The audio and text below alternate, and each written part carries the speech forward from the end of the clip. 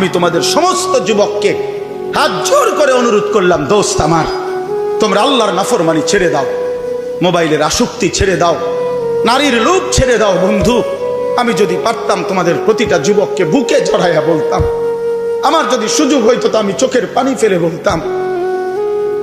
কেমনে বললে বুঝতা তোমরা? কেমনে বললে বুঝতা? কারো প্রতি কোনো হিংসা বিদ্বেষের কোনো দরকার নাই দোস্ত। ধাক্কা ধাক্কি ঠেলাঠেলি করার সময় নাই। দিন বাঁচানো, ইমান বাঁচানো, ইসলাম বাঁচানো, আগামী জেনারেশন। আমার 3 বছরের বাচ্চা আছে, অনেকের ঘরে 2 বছরের বাচ্চা আছে, কোলের বাচ্চা আছে। আমাদের চেষ্টা করা উচিত আমাদের স্ত্রী সন্তান আগামী প্রজন্ম যেন ইসলাম নিয়ে বাঁচতে পারে, ইমান নিয়ে বাঁচতে পারে। এটাই হবে সাধনা। আমাদের সন্তান, আমাদের প্রজন্ম যেন আজানের শব্দে বাঁচতে পারে। এই জন্য এই জমিন যদি আমরা নিরাপদ না রাখি, আমরা যদি আল্লাহকে সেজদা না করি, আল্লাহর নাফরমানি করি, প্রায় আমার বন্ধু, আমার বাপ, আমাদের উপরে আযাব আসবে, আমাদের উপরে আযাব আসবে। আল্লাহ বলছে, বান্দা, দুনিয়ায় ডুবে থাকার শাস্তি আমি বুঝাবো। কাল্লা সাউফা তা'লামুন সুম্মা কাল্লা সাউফা তা'লামুন। কবরেও বুঝাবো, জাহান্নামেও বুঝাবো। কাল্লা লাউ তা'লামুনা ইলমাল ইয়াকিন লাতারাবুন্নাল জাহিম সুম্মা লাতারাবুন্নাহা আইনাল ইয়াকিন। আল্লাহ বলেন, বান্দা, আজকে যদি কোরআন পড়ে, হাদিস পড়ে, উলামায়ে কেরামের কথা শুনে, না দেখেই যদি কবর, হাসর, মিজান, ফুলসিরাত, আখিরাত বিশ্বাস করতা, ভালো হতো, ভালো হইতো। বান্দা, আজকে বিশ্বাস করলে, বুঝে নিলে, আমল করতে পারতা। তো নয়তো লাতারাবুন্নাল জাহিম, একদিন সচক্ষে হাসরের ময়দানে জাহান্নাম দেখবা, সব বুঝবা। সুম্মা লাতারাবুন্নাহা আইনাল ইয়াকিন, চোখে দেখে বিশ্বাস হবে, কিন্তু সেদিন আর লাভ হবে না। সেদিন আর কি হবে না ভাইয়া? লাভ। সুম্মা লাতুসআলুন্না ইয়াওমাইদিন আনিন নাঈম।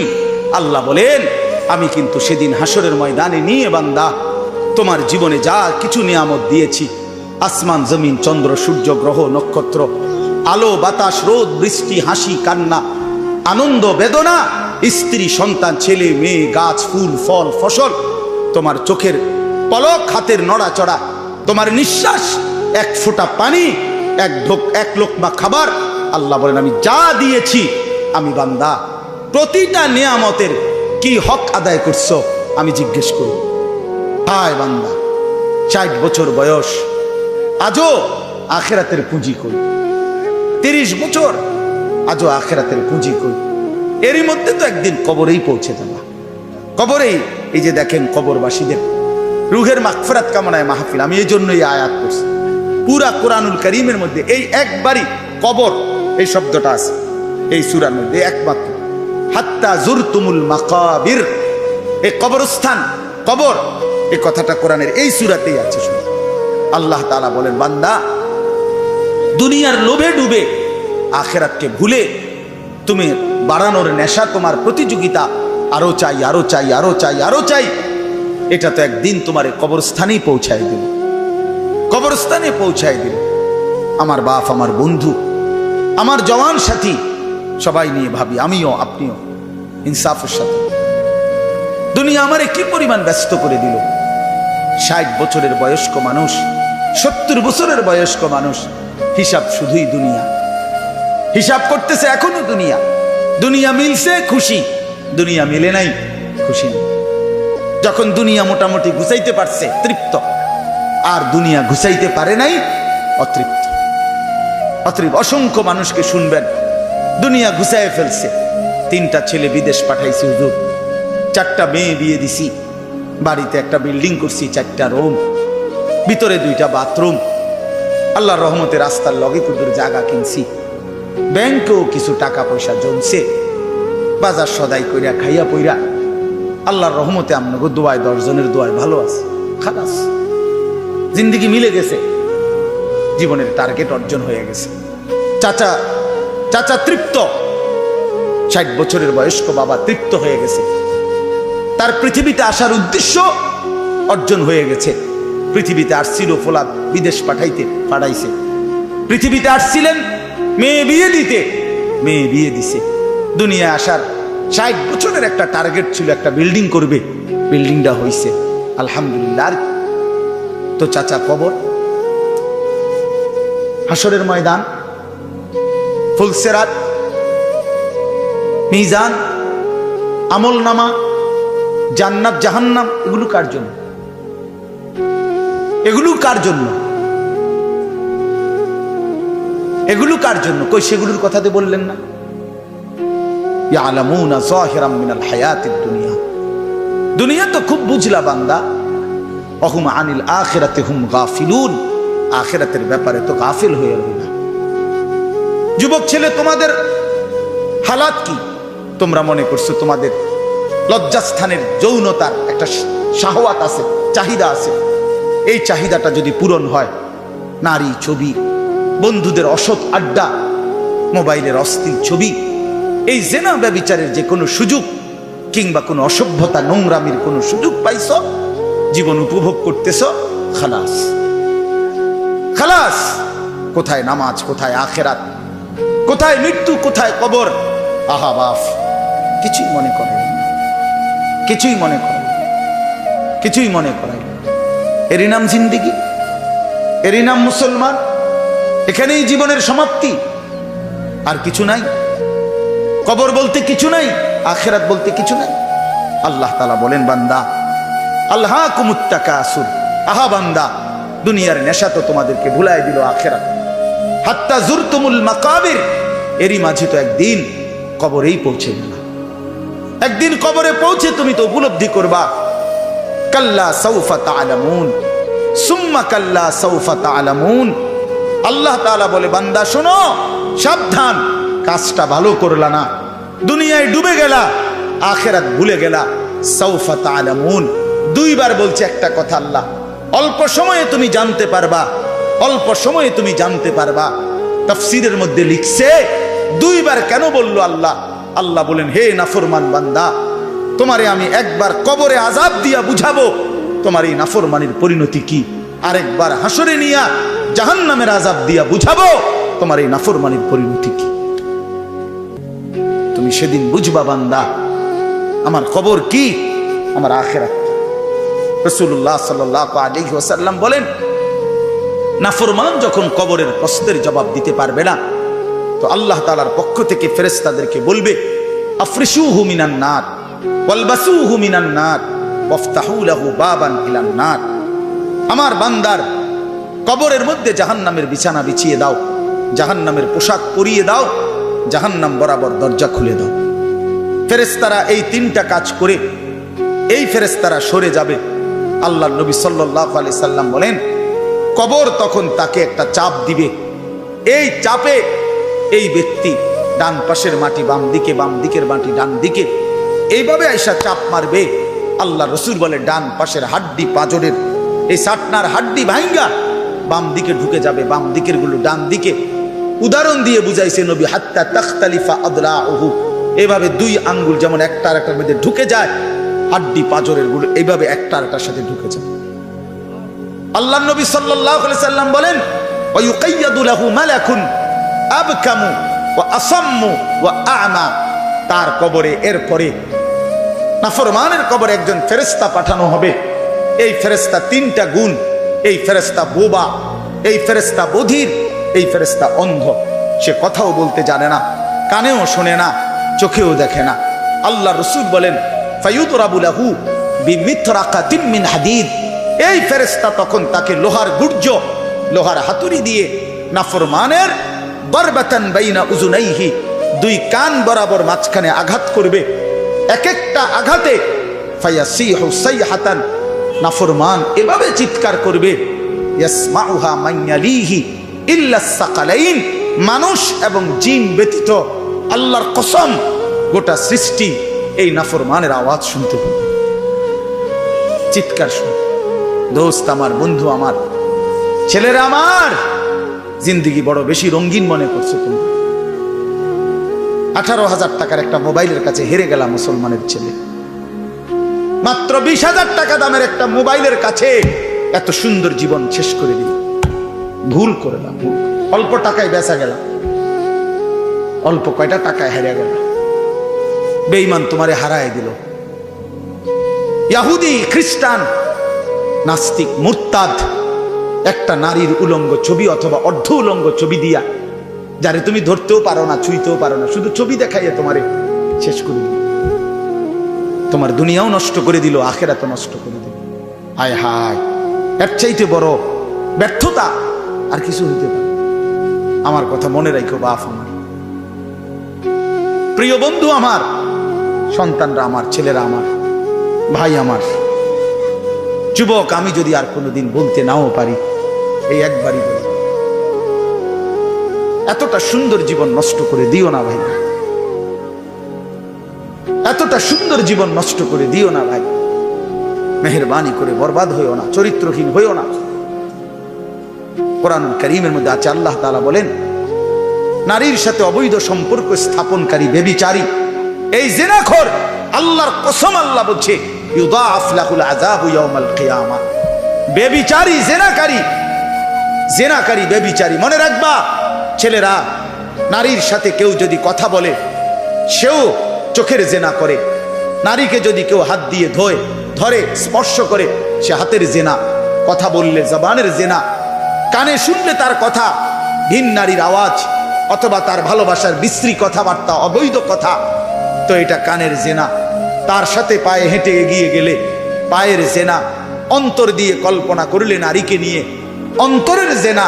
আর লজ্জাস্থান দিয়ে জেনা করলে সেটাও জেনা। আল্লাহর কসম, নবী বলছে সবটাই জেনা। চোখেরটাও জেনা, হাতেরটাও জেনা, পায়েরটাও জেনা, দিলেরটাও জিনা, মুখেরটাও জিনা, শব্দটাও, আবার লজ্জাস্থানেরটাও জিনা।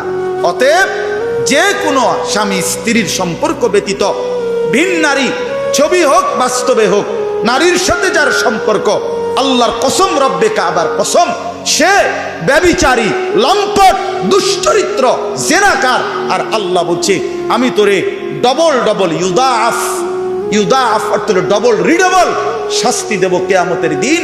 ওয়া ইয়াখলুদ ফীহি মুহানা, এবং আল্লাহ বলে তারে বেইজ্জতি কইরা, লাঞ্ছিত কইরা চিরস্থায়ী জাহান্নামে ফেলে দেব। দোস্ত আমার, মনে রাখো বাপ, আমি খোলামেলা বললাম, আমি পরিষ্কার বললাম। হাজারো ছেলে তোমাদের চেহারা দেখে বোঝা যায় ভাইয়া, এইখানেও তোমরা অনেক ছেলে চেহারা দেখলে বোঝা যায় আজকের সারা দিনে এক ওয়াক্ত নামাজ পড়ো নাই। কেমনে এত বড় পাষাণ হইলা? আল্লাহকে এভাবে কেমনে ভুলে গেলা?